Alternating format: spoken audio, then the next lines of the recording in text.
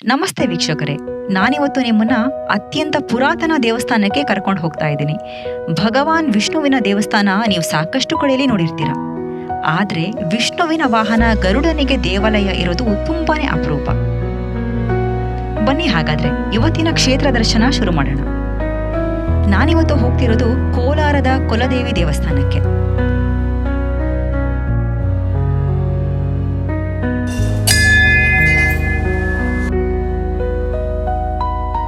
ಇಲ್ಲಿ ವಿಷ್ಣುವಿನ ವಾಹನ ಗರುಡನನ್ನ ಪೂಜಿಸಲಾಗುತ್ತೆ. ಅಷ್ಟೇ ಅಲ್ಲ, ಈ ಗರುಡನ ಮೈ ಮೇಲೆ 8 ಸರ್ಪಗಳಿರೋದು ಈ ಕ್ಷೇತ್ರದ ವೈಶಿಷ್ಟ್ಯ.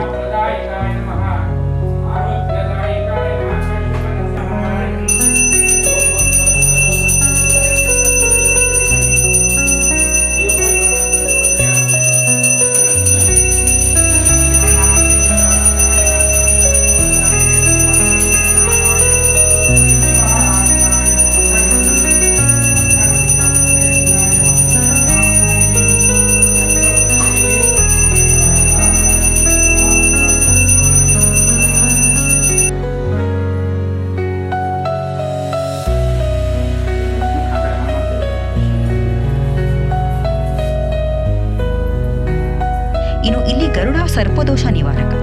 ಸರ್ಪದೋಷ ನಿವಾರಣೆಗೆ ಇಲ್ಲಿ ಸಹಸ್ರಾರು ಭಕ್ತರು ಗರುಡನನ್ನ ಪೂಜಿಸ್ತಾರೆ. ಈ ಕ್ಷೇತ್ರಕ್ಕೆ 1000 ವರ್ಷಗಳ ಹಿನ್ನೆಲೆ ಇದೆ.